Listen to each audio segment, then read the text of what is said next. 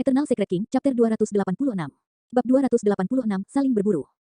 Pada saat mereka meninggalkan bengkel Azure Frost Elixir, hari sudah malam dan semakin sedikit orang di jalanan. Kakak beradik itu secara alami banyak bicara setelah tidak bertemu satu sama lain selama bertahun-tahun. Kakak senior yang bahkan mengatakan bahwa hanya Tuan Mo atau seseorang dari keluarga kerajaan yang dapat kembali dengan selamat dan sehat. Hehe, sepertinya kakakku juga bisa melakukannya. Dia tidak salah tentang itu. Ah, itu karena aku Tuan Mo. Aku tidak percaya padamu. Su Zimo tersenyum dan tidak menjelaskan, memimpin Xiaoning menuju Mo Spirit Weapon Workshop. Tak lama kemudian, mereka berdua sampai di pintu masuk Mo Spirit Weapon Workshop. Di bawah tatapan bingung Su Xiaoning, Su Zimo mengetuk pintu bengkel senjata Mo Spirit. Tak lama kemudian, seorang gadis yang sangat menakjubkan dengan rambut kuning layu menjulur keluar, itu adalah Nianqi. Pak, Nianqi menyapa dengan gembira setelah melihat Su Zimo. Ya, Su Zimo mengangguk dan mendorong Xiaoning. Ini adalah adik perempuan saya. Kalian bisa cek dulu. Aku punya beberapa hal lain untuk diurus dan akan kembali nanti. Baiklah, jangan khawatir, Tuan. Nianqi mengangguk patuh. Su Xiaoning melihat kata-kata, lokakarya senjata Mo Spirit, dengan mulut ternganga dan mata melebar, tidak dapat menghubungkan Su Zimo dengan Tuan Mo yang terkenal di seluruh ibu kota.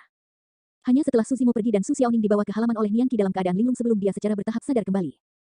Apakah kakakku benar-benar Tuan Mo? Su Xiaoning menatap Nianqi dan bertanya dengan hati-hati. Itu benar, Nianqi menunjuk ke anjing hitam besar yang tergeletak di samping dan tersenyum. Itu disebut roh malam dan merupakan binatang roh Tuan. Nama Mo Spirit digabungkan dari nama Tuan dan Night Spirit. Night Spirit membuka matanya dan melirik Su Xiaoning dengan acuh tak acuh sebelum kembali tidur tanpa bergerak. Nianqi terkekeh. Roh malam seperti ini. Selain Pak, itu tidak dekat dengan siapapun. Jangan disesatkan oleh tampilannya yang selalu terlihat malas. Saat marah, itu sangat menakutkan.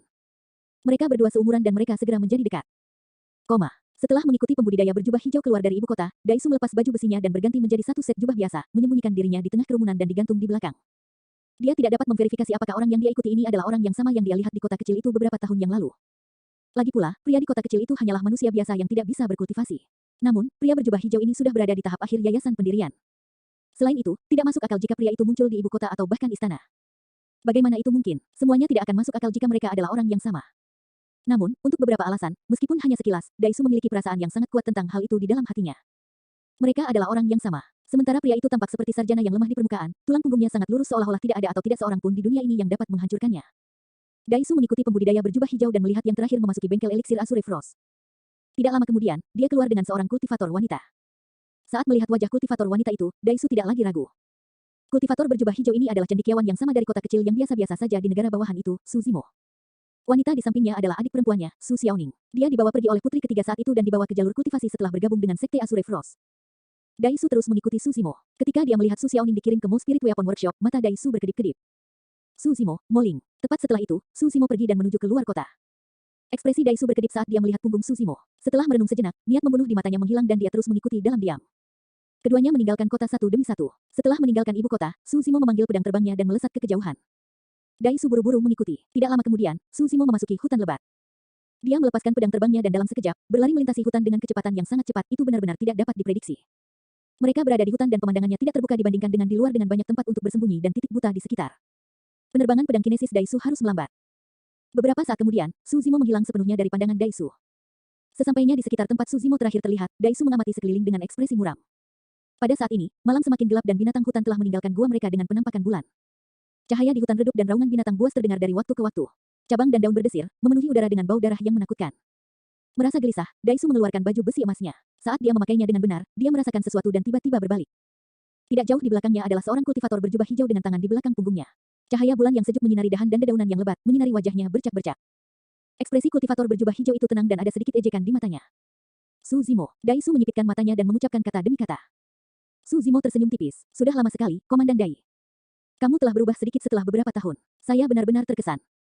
Bibir Daisu melengkung ketika dia berkomentar dengan dingin. Kamu hanya manusia biasa saat itu tetapi kamu sudah berada di tahap akhir yayasan pendirian sekarang. Tidak buruk, tidak buruk. Su Zimo menjawab dengan senyum palsu. Ini semua berkat kamu tidak membunuhku saat itu, Komandan Dai. Daisu mendengus dingin setelah mendengar itu. Jika Su Zimo tidak cukup bijaksana untuk menjaga jarak dari Ji Yaoxue saat itu, pria ini pasti sudah mati beberapa tahun yang lalu. Sementara Daisu telah menyembunyikan dirinya dengan baik saat itu, Su Zimo telah merasakan niat membunuh Daisu dengan persepsi rohnya. Komandan Dai, mengapa kamu mengikutiku sampai ke sini? Su Zimo bertanya terus terang. Su Zimo, jika kamu cukup pintar, kamu seharusnya menjauh dari ibu kota dan menjaga jarak dari putri ketiga. Daisu berkata perlahan dengan ekspresi membunuh. Sekarang setelah kamu muncul di ibu kota, aku hanya bisa mengatakan bahwa kamu mencari kematian. Daisu mengeluarkan pedang terbang dari tas penyimpanannya saat dia mengatakan itu. Su Zimo tersenyum. Kamu tidak mengatakan yang sebenarnya, Komandan Dai. Daisu tetap diam. Su Zimo melanjutkan, itu bukan satu-satunya alasan mengapa kamu ingin membunuhku. Itu karena kamu juga menebak identitasku sebagai Moling dan kamu ingin mencuri hartaku dengan membunuhku, kan? Haha, Daisu tertawa terbahak-bahak. Kamu sangat pintar, tapi kamu masih akan mati hari ini. Su Zimo mengangkat alisnya sedikit dan bertanya, aku sudah menyadari bahwa kamu mengikutiku setelah aku meninggalkan istana. Namun, apakah Anda tahu mengapa saya memilih untuk meninggalkan kota? Kamu ingin memburuku. Dai Su tertawa. Kamu cukup percaya diri untuk memancingku ke hutan terpencil ini untuk memburuku. Namun, saya memendam niat yang sama. Su Zimo mengangguk. Tidak buruk. Dengan suara dingin, Dai Su berkomentar, tidak banyak yang bisa dikatakan saat itu. Hasilnya akan tergantung pada keterampilan kita. Biarkan saya melihat seberapa banyak Anda telah tumbuh selama beberapa tahun terakhir ini. Eternal Secret King, Chapter 287. Bab 287, membunuh. Kali ini, keduanya ingin membunuh. Selain itu, keduanya yakin bisa membunuh pihak lain. Itulah mengapa Su Zimo memancing Dai Su keluar dari ibu kota. Pada saat yang sama, Dai Su mengejar tanpa rasa takut meskipun mengetahui niat Su Zimo. Mereka adalah mangsa satu sama lain dan siapapun yang diburu akan bergantung pada siapa yang lebih kuat. Dai Su menyalurkan energi rohnya dan seberkas cahaya menyinari tubuhnya. Sebuah meridian roh berkedip dan memancarkan cahaya yang menyilaukan. Kamu hanya seorang penggarap pendirian yayasan tahap akhir, tetapi aku adalah seorang pembudidaya meridian. Dengan apa kau harus melawanku? Dai Su tertawa dingin saat dia menyalurkan energi rohnya, menyebabkan pedang terbang di tangannya berdengung dan 3 pola roh bersinar. Senjata roh kelas atas, Fiu. Sinar pedang merobek kekosongan dan melaju ke arah Su Zimo. Pada saat yang sama, Dai Su melambaikan lengan bajunya dan menyulap segel tangan, menunjuk ke depan sambil berteriak. Mengaum, raungan memekakkan telinga terdengar entah dari mana. Setan roh yang terkondensasi dari energi roh muncul dalam kehampaan. Tampak mengancam, ia berteriak ke langit dengan niat membunuh yang sangat kuat sebelum menerjang ke arah Su Zimo. Pedang terbang dan seni roh menyerang secara bersamaan. Ekspresi Su Zimo tidak berubah saat dia menyatukan jari tengah dan ibu jarinya, membentuk segel tangan aneh yang dia dorong perlahan ke depan.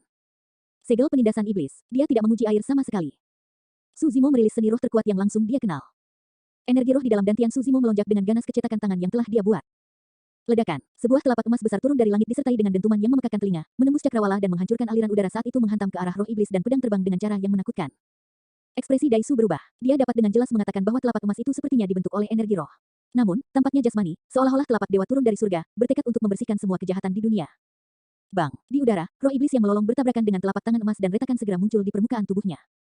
Dalam sekejap mata, itu menghilang di udara. Ekspresi Dai Su berubah. Biasanya, seni roh yang disulap oleh energi rohnya sebagai penggarap pendirian yayasan satu meridian harus mampu mengalahkan penggarap pendirian yayasan tahap akhir dengan mudah. Namun, situasinya justru sebaliknya sekarang. Hanya ada satu kemungkinan, seni roh pihak lain jauh lebih kuat daripada miliknya. Di udara, pedang terbang Dai Su menekan bagian tengah telapak tangan emas dan tidak bisa maju. Pedang itu bergetar dan energi rohnya tidak stabil, menunjukkan tanda-tanda kehancuran itu hampir menyerah kapan saja sekarang. Dai Su mencibir dan menyalurkan energi rohnya sekali lagi. Suara mendesing, seberkas cahaya bersinar melalui baju besi emas Dai Su. 2 meridian roh. Spirit piring art tidak dapat digunakan untuk mengetahui berapa banyak meridian yang telah dibuka oleh penggarap pendirian yayasan yang disempurnakan. Satu-satunya cara untuk mengetahui adalah jika pembudidaya mengungkapkannya secara pribadi. Tapi sekarang, Dai Su telah mengungkapkan 2 meridian roh. Energi roh melonjak dalam 2 meridian dengan cara yang kokoh. Dai Su memanipulasi pedang terbang yang bersinar terang saat kekuatannya terus meningkat. Lurus dan tajam, pedang itu benar-benar menghentikan telapak tangan emas. Tidak peduli seberapa kuat segel penindasan iblis, itu memiliki batasnya dan sulit untuk menutupi perbedaan dalam bidang kultivasi. Su Zimo, jika hanya itu yang kamu punya, hari ini akan menjadi peringatan kematianmu setahun dari sekarang. Fakta bahwa Dai Su mampu mengalihkan perhatiannya untuk berbicara di hadapan pertempuran yang begitu besar membuktikan bahwa dia tidak menggunakan kekuatan penuhnya. Su Zimo memasang ekspresi tenang dan tidak menjawab. Sementara Dai Su tidak menggunakan kekuatan penuhnya, Su Zimo juga memiliki rencana cadangan. Merusak, saat itu, tubuh Dai Su bersinar dengan seberkas cahaya sekali lagi saat dia berteriak pelan. Meridian roh ketiga, kekuatan dari 3 meridian meletus bersamaan dengan pedang terbang di udara yang bersinar lebih terang. Kedua belah pihak menemui jalan buntu dan dengan keras, pedang terbang itu menembus telapak tangan emas. Itu melanjutkan lintasannya menuju kepala Su Zimo tanpa kehilangan momentum. Saat Dai Su mengungkapkan meridian ketiga, Su Zimo telah menyadari bahwa akan sulit untuk membunuh Dai Su menggunakan metode kultivasi abadi mengingat wilayah kultivasinya saat ini. Retakan muncul di telapak emas setelah ditusuk dan berada di ambang kehancuran. Fiu, sinar pedang itu sangat dingin dan sangat cepat. Namun, Su Zimo bahkan lebih cepat. Saat pedang terbang menembus telapak emas, Su Zimo bergerak dan meninggalkan serangkaian bayangan dari tempatnya berada. Swoosh, seperti kuda yang ganas, Su Zimo tiba di hadapan Dai Su dalam sekejap mata. Setelah Divine Stick Flating, dia membuat gerakan tiba-tiba dan mengambil langkah besar ke depan, menggunakan sikap Low Heaven Stride. Ledakan. Satu langkah itu menyebabkan tanah berguncang saat aura Su Zimo meningkat pesat. Matanya bersinar dengan niat membunuh yang gila-gilaan. Tiba-tiba, dia mengulurkan kedua tangannya dan meraih lengan Dai Su, menekuk lututnya sambil menabrak. Pemotongan kuda ilahi. Dengan Divine Stick Flating, dia mampu memperpendek jarak di antara mereka dan mendekat. Tepat setelah itu, Low Heaven Stride membantunya meledak dengan aura yang deras dan dia menghabisi dengan Divine Stick Dismemberment dalam gerakan mengalir tanpa kelesuan. Selama lengan Dai Su dikunci oleh Su Zimo, dia pasti akan mati. Ledakan Divine Stick Flating serta Low Heaven Stride ditambah dengan kekuatan Divine Stick Dismemberment sudah cukup untuk mencabik-cabik Dai Su. Di hadapan serangan Su Zimo yang seperti badai yang menggelora, mata Dai Su dipenuhi dengan kepanikan awal sebelum menjadi tenang. Ah, dia meraung dan cahaya roh lain menyinari tubuhnya. Ledakan, meridian roh keempat telah muncul. Kelima. Keenam, seketika, 6 meridian roh muncul di tubuh Dai Su. Auranya berkembang pesat dan energi rohnya kaya saat dia memasuki kondisi mengamuk. Pendirian yayasan 6 meridian. Tidak banyak penggarap pendirian yayasan yang bisa membuka 6 dari 8 saluran meridian. Selain itu, semakin banyak meridian yang dibuka, semakin sulit untuk membuka lebih banyak. Tingkat kesulitan membuka meridian tidak sama. Kecuali seseorang memasuki medan perang kuno dan memperoleh peluang besar di dalamnya, itu sudah hampir menjadi batas bagi seseorang untuk membuka 6 meridian di daratan Tianhuang. Awalnya, Daisu tidak menggunakan seluruh kekuatannya. Itu karena menurut pendapatnya, Su Zimo hanya pada tahap akhir yayasan pendirian ini adalah seseorang yang jauh lebih rendah dari ranah kultivasinya dan tidak perlu untuk itu. Hasil pertempuran sudah diputuskan. Tapi sekarang, setelah Su Zimo melepaskan rangkaian serangan yang hebat itu, Daisu menyadari bahwa pertempuran itu tidak sesederhana yang dia kira. Energi roh dari 6 meridian roh meledak seketika. Kamu mencari kematian. Ada tatapan tajam di mata Daisu saat dia mengatupkan tangannya di depannya dan membentuk bola besar energi roh menghalangi jalan Su Zimo. Bola energi roh ini terkondensasi dari hampir semua kekuatan Daisu dan tidak bisa diremehkan. Su Zimo menyipitkan matanya. Jika Daisu hanya berada di 3 atau bahkan 4 meridian, Su Zimo yakin dia bisa membunuh yang pertama hanya dengan semburan kekuatan fisiknya. Namun, kekuatan Daisu di pendirian Yayasan 6 Meridian bukanlah sesuatu yang bisa dilakukan Su Zimo dengan kekuatan fisiknya. Saat itu, momentum gabungan Divine Stick Flating dan Claw Heaven Stride terlalu kuat dan sudah terlambat bagi Su Zimo untuk melakukan perubahan. Dia menyalurkan garis keturunannya. Bang, ledakan, ledakan. Guyuran, suara mengerikan datang dari tubuh Su Zimo. Itu seperti guntur bergemuruh dan melonjak seperti tsunami dengan cara yang menakutkan. Eternal Secret King, Chapter 288. Bab 288, Ki darah yang mengerikan. Darah seperti tsunami dan suara guntur bergemuruh. Pada saat itu, Su Zimo yang sedang menyerbu menyerupai kuda dewa yang bersinar dengan kilat saat tsunami dahsyat menyembur dari belakangnya. Ledakan, lutut Su Zimo mengenai bola energi roh yang diciptakan oleh Daisu, meledak dengan keras. Lingkaran energi besar meledak dari tengah tabrakan dengan cara yang menakjubkan, bersinar seperti siang hari. Bola cahaya meledak dan energi roh kekerasan di dalamnya dilepaskan seluruhnya. Energi roh dari penggarap pendirian Yayasan 6 Meridian sangat terkonsentrasi dan tubuh Su Zimo segera ditolak, membalik beberapa kali di udara sebelum mendarat di tanah perlahan. Daisu terhuyung mundur beberapa langkah dan kakinya tenggelam ke dalam lumpur sebelum dia berdiri dengan kokoh. Itu adalah perpecahan yang genap. Itu benar-benar bentrokan frontal tanpa ada teknik yang terlibat. Energi roh dari penggarap pendirian Yayasan 6 Meridian bisa menandingi kekuatan garis keturunan yang telah dilepaskan Su Zimo. Sementara Su Zimo mampu membunuh inti emas pada malam itu beberapa bulan yang lalu, dia tahu betul bahwa jika itu adalah pertarungan 1 lawan 1, baik dia maupun roh malam tidak akan cocok untuk inti emas. Di satu sisi, alasan Su Zimo membujuk Daisu ke tempat ini adalah untuk membunuhnya. Di sisi lain, Su Zimo ingin tahu seberapa kuat kekuatan kultivasi iblisnya dan ranah kultivasi apa yang bisa dia lawan. Singkatnya, Su Zimo memandang Daisu sebagai kelinci percobaan. Saat serangan sebelumnya bertabrakan, Su Zimo mengerti. Dengan penguasaan yang lebih besar dari bagian penyempurnaan organ, kekuatan yang dilepaskan olehnya untuk menyalurkan garis keturunannya sudah cukup untuk melawan kekuatan penggarap pendirian Yayasan 6 Meridian. Daisu menggali ramuan dengan tangan kirinya dan menelannya. Dia memanipulasi pedang terbangnya dengan tangan kanannya dan memelototi Su Zimo, sedikit terengah-engah. Sementara Daisu tampak tenang di permukaan, dia terkejut secara internal. Di matanya, Su Zimo hanya berada di tahap akhir Yayasan Pendirian. Mengingat kultivasinya di pendirian Yayasan 6 Meridian, dia seharusnya bisa membunuh Su Zimo dengan mudah. Tapi sekarang, Daisu tiba-tiba menyadari bahwa kartu truf Su Zimo yang sebenarnya adalah fisiknya yang mengerikan dan kekuatan tempur jarak dekat. Darah tsunami, itu adalah dunia mistis dari legenda. Bagaimana mungkin seseorang mengolahnya secara nyata? Bahkan binatang buas kuno seharusnya tidak bisa mengolahnya. Ramuan yang baru saja dia telan telah berubah menjadi gelombang tebal energi roh yang mengalir melalui 6 meridiannya, menebus konsumsi sebelumnya. Fiu, Daisu menyerang lebih dulu dan menunjuk ke depan. Pedang terbangnya berubah menjadi pelangi dan melesat maju. Tubuh Su Zimo berkedip dan dia nyaris menghindari pedang terbang itu. Dalam beberapa langkah, Su Zimo sudah tiba di depan Daisu. Ekspresi Daisu tidak berubah saat dia membuat segel tangan, memanggil pedang energi roh di depannya yang dia gunakan untuk menusuk Su Zimo dengan keras dengan punggung tangannya. Pada saat yang sama, pedang terbang kelas atas yang ada di udara berubah arah dan sudah berada di belakang Su Zimo.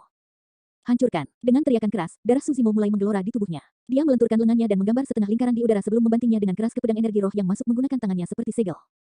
Patah. Retakan muncul dan meluas pada pedang energi roh, menutupi seluruhnya. Daisu bergidik dan syok melintas di matanya. Pada saat yang sama, lengan Su Zimo berkedut ke belakang dan dia mengistirahatkannya dengan lembut pada pedang terbang yang masuk seperti hidung gajah tanpa menoleh ke belakang. Dia melingkarkan tangannya di sekitar pedang. Energi roh pada pedang terbang tingkat tinggi menyebar dan jatuh ke telapak tangan Su Zimo dalam sekejap mata. Berdebur, Su Zimo tidak berhenti dan dia merebut pedang terbang bermutu tinggi yang direnggutnya, menusukkannya ke kepala Daisu. Ah, seru Daisu dan mengerahkan kekuatan di kakinya saat dia melompat. Dentang, pedang terbang kelas atas menghantam baju besi di sekitar area dada Daisu. Bersinar dengan 3 pola roh emas, baju besi emas memancarkan kekuatan perlawanan yang kuat. Pedang terbang itu hanya menembusnya tetapi kesulitan menembusnya. Itu adalah armor pertahanan kelas atas. Daisu ketakutan dan berkeringat dingin. Sementara mereka hanya bertarung untuk 1 putaran, dia akan mati jika bukan karena baju besi emas miliknya. Membunuh. Daisu berteriak marah dan menyulap segel roh dengan kedua tangannya, melepaskan seni roh yang ditembakkan ke arah Su Zimo. Bang, bang. Su Zimo melambaikan tinjunya dan menjatuhkan energi roh yang masuk, menyebabkan mereka bubar dengan sedikit jeda pada tubuhnya. Memanfaatkan dampak tabrakan, Daisu mundur dengan kasar. Dia memanggil pedang terbang dan melompat ke atasnya, melaju ke arah ibu kota. Dia menyadari bahwa dia bukan tandingan Su Zimo dan membuat keputusan instan untuk melarikan diri tanpa ragu-ragu. Tidak mungkin Su Zimo membiarkan Daisu keluar hidup-hidup saat dia berdiri dan mengejar yang terakhir. Kedua pria itu melesat melewati hutan, mengkhawatirkan burung dan binatang yang tak terhitung jumlahnya. Daisu menggertakkan giginya saat energi roh beredar dengan gila-gilaan di dantiannya dan berdenyut kesakitan, hampir mencapai batasnya. Dia tahu bahwa dia pasti akan mati jika Su Zimo menyusulnya. Mengingat bahwa mereka memiliki celah yang cukup besar antara alam kultivasi mereka, kecepatan penerbangan pedang kinesis mereka juga berbeda. Selama dia bisa keluar dari hutan, langit jauh lebih luas di luar dan Su Zimo tidak akan bisa mengejarnya bagaimanapun caranya. Su Zimo melesat melewati hutan dan garis keturunannya beredar tanpa henti. Dia juga berada di batas peredarannya dan dia mendekati Daisu. Dengan tatapan tenang, Su Zimo melihat ke belakang Daisu. Tepi hutan tidak jauh. Dia harus membunuh Daisu sebelum yang terakhir keluar dari hutan. Kilatan iblis berkedip-kedip di mata Suzimo saat dia mengangkat kepalanya dan melolong ke langit, melepaskan aura yang sangat menakutkan dari tubuhnya yang menembus hutan. Itu sudah cukup bagi semua binatang untuk menundukkan kepala. Ini adalah sesuatu yang bahkan lebih menakutkan daripada kekuatan garis keturunannya, kekuatan ki darah. Dalam kabut merah itu, sosok Suzimo sebagian tidak terlihat. Matanya hitam seperti tinta, tampak seperti dia adalah setan tak tertandingi yang menginjak kegelapan saat dia mengejar mangsanya yang tidak jauh. Daisu tiba-tiba merasakan gentar. Rasanya seolah-olah dia menjadi sasaran binatang buas kuno dan kulit kepalanya kesemutan seperti ditusuk dari belakang.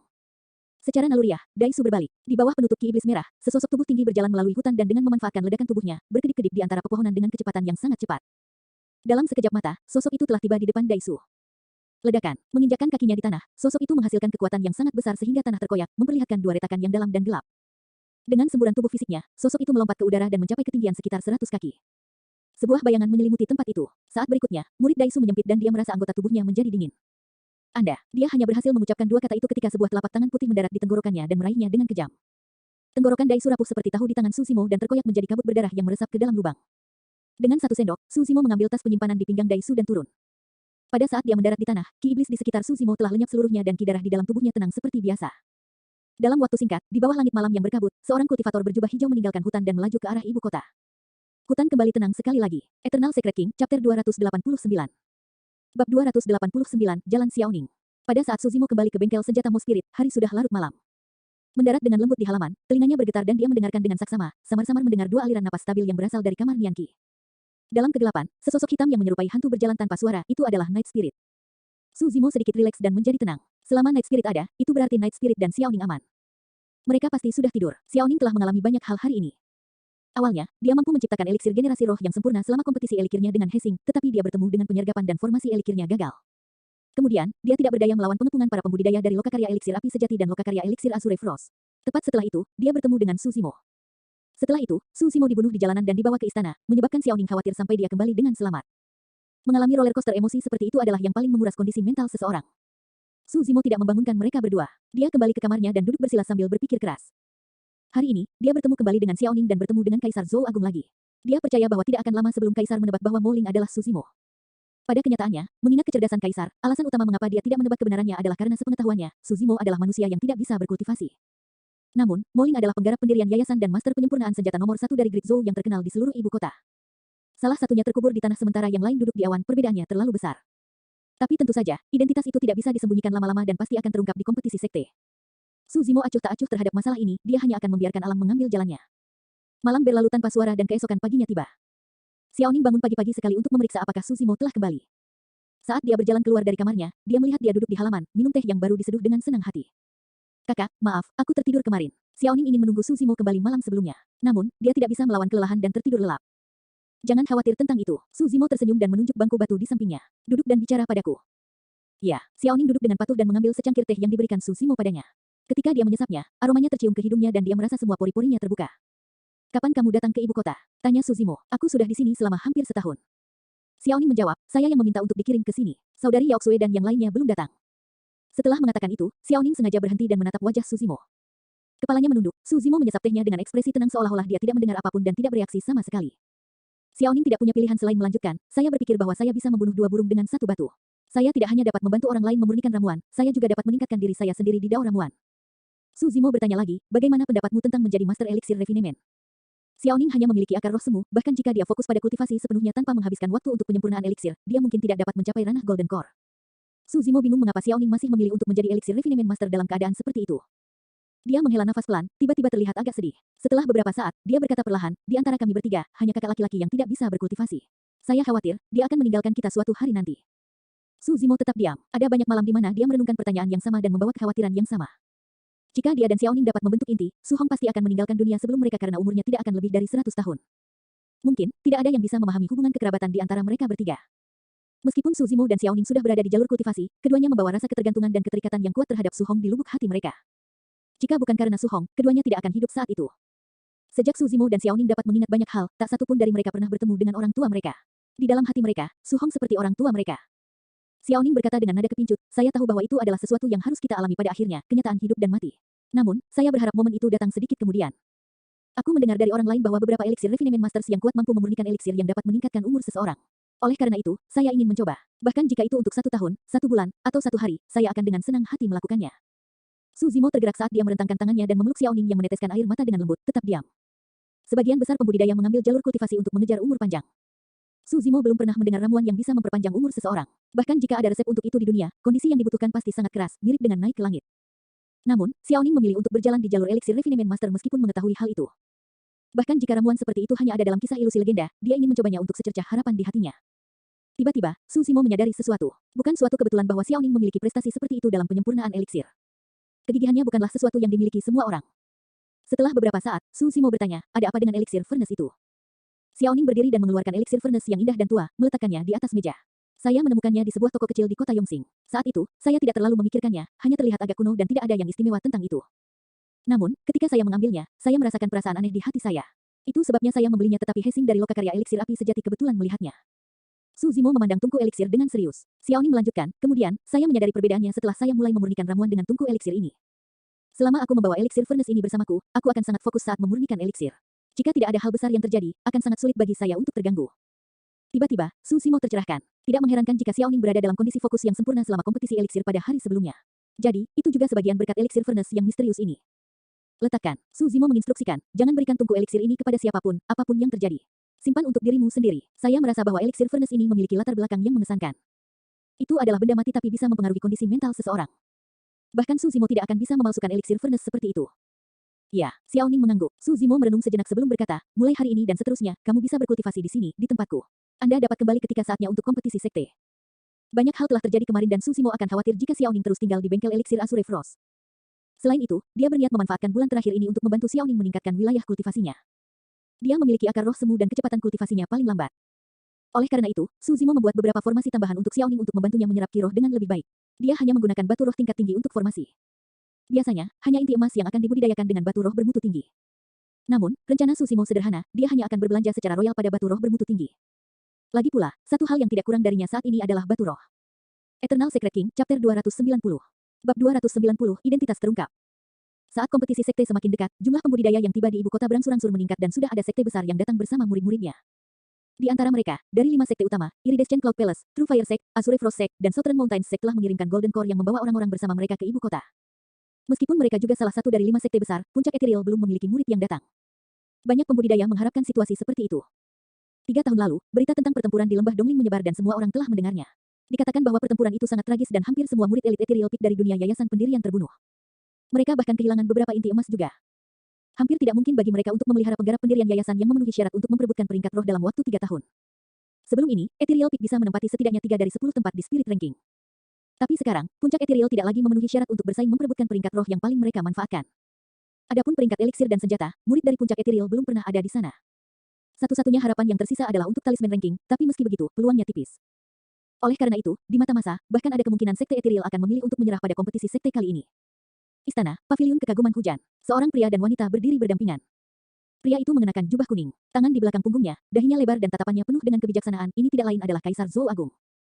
Wanita di sampingnya mengenakan gaun kuning pucat dengan pita diikatkan di pinggangnya, memperlihatkan sosok indahnya dengan sempurna. Dia sangat cantik, anggun dan elegan. Ini tidak lain adalah putri ketiga dari dinasti Zhou Agung, Putri Kaisar, Ji Yaoxue. Kenapa kamu tidak kembali lebih awal? Kaisar bertanya.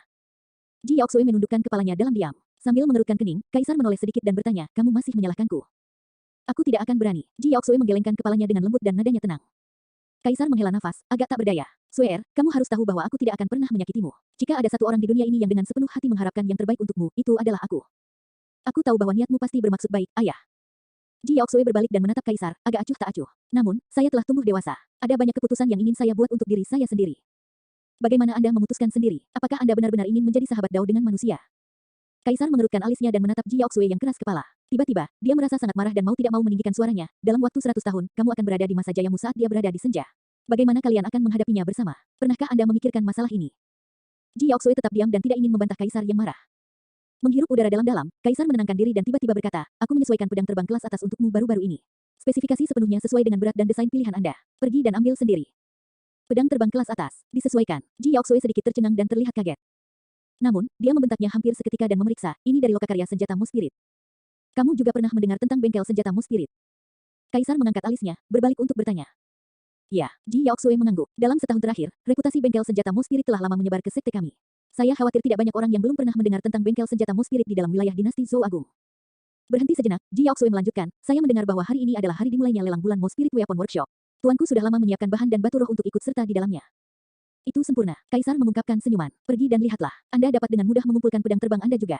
Yang harus Anda lakukan hanyalah memberitahu mereka nama saya. Ji Yaoxue mengerutkan kening. Entah kenapa, dia merasa ada makna lain di balik senyuman ayahnya. Kaisar melanjutkan, aku pernah bertemu Mo Ling ini sebelumnya dan dia pemuda yang cukup baik. Meskipun dia baru berusia awal 20-an, dia sudah dewasa. Terlebih lagi, dia telah mencapai prestasi seperti itu. Kamu tidak akan bisa membayangkan bahwa meskipun dia hanya seorang penggarap pendirian yayasan, Mo Ling sudah mampu menyempurnakan tingkat tertinggi. Tunggu, tampaknya merasakan sesuatu, Ji Yaoxue menyela Kaisar dan bertanya dengan alis terangkat, ayah, apa yang kamu coba lakukan? Kaisar terkekeh, jangan khawatir, aku tidak bermaksud apa-apa. Saya hanya ingin menunjukkan kepada Anda seperti apa seorang jenius sejati itu. Mo Ling pasti jauh lebih unggul dibandingkan dengan Su Simo itu. Ayah, Ji Yaoxue menyela Kaisar sekali lagi dan menggelengkan kepalanya, mengungkapkan ketidaksenangannya. Aku tidak ingin pedang terbang itu lagi, aku juga tidak ingin bertemu dengan Mo Ling ini. Suer, dengarkan aku, Kaisar berkata dengan lembut, tidak ada kerugian bagimu untuk melihat orang ini. Tidak apa-apa bahkan jika Anda tidak ditakdirkan bersamanya dan tidak menyukainya. Paling tidak, Anda bisa berkenalan dengan master penyempurnaan senjata nomor 1 dari dinasti Zhou Agung, bukan? Ji Yaoxue terdiam. Melihat Ji Yaoxue tergoda, Kaisar bercanda. Selain itu, pedang terbang itu disesuaikan untukmu. Jika Anda tidak mengambilnya, apakah Anda ingin Tuan Mo mengirimkannya kepada Anda secara pribadi? Masih ada 2 jam lagi sebelum pelelangan dimulai dan banyak inti emas harus dikumpulkan di luar bengkel senjata Mo Spirit. Suruh Bai Yuhan menemanimu di sana. Ji Yaoxue memikirkannya sejenak sebelum mengangguk. Saat dia akan berbalik dan pergi, dia ditahan oleh Kaisar. Dia bertanya dengan sikap santai, benar, ada penggarap pendirian yayasan bernama Su Xiaoning di Sekte Azure Frost. Dia adalah eliksir refinement master dan kudengar kalian cukup dekat. Apa latar belakangnya? Saat menyebut Su Xiaoning, ekspresi Ji Yaoxue berubah. Dia tampak gelisah dengan tatapan tajam di matanya saat dia menjawab dengan keras, ayah, aku telah memutuskan semua kontak dengannya sejak lama. Mengapa Anda harus mengawasi keluarga Su? Ayah, sudah kubilang jangan menyentuh siapapun dari keluarga Su. Ini tidak ada hubungannya sama sekali dengan mereka. Dengan ekspresi dingin, Ji Yaoxue meninggalkan paviliun kekaguman hujan tanpa berbalik. Kaisar tanpa ekspresi saat dia melihat pandangan belakang Ji Yaoxue. Namun, matanya bersinar terang dan riak menyebar di dalam hatinya. Kegelisahan Ji Yaoxue yang tiba-tiba ditambah dengan apa yang dia katakan membangkitkan kecurigaan Kaisar. Su Xiaoning, seseorang dari keluarga Su. Mengapa seorang murid dari Sekte Azure Frost terkait dengan keluarga Su? Apakah benar-benar ada kebetulan seperti itu di dunia? Ekspresi Kaisar terus berubah seiring dengan suasana hatinya. Dia memiliki perasaan bahwa ada semacam rahasia yang diletakkan tepat di depan matanya dan dia hanya berbicara singkat dengan gajah di ruangan itu. Tiba-tiba, jantung Kaisar berdetak kencang saat dia tiba-tiba teringat sesuatu. Beberapa tahun yang lalu, wakil komandan tentara kekaisaran yang menemani Ji Yaoxue ke kota Pingyang di negara yang melaporkan bahwa keluarga Su memiliki 2 putra dan seorang putri. Jika Su Xiaoning adalah putrinya, itu berarti saudara laki-laki yang diakuinya di ibu kota adalah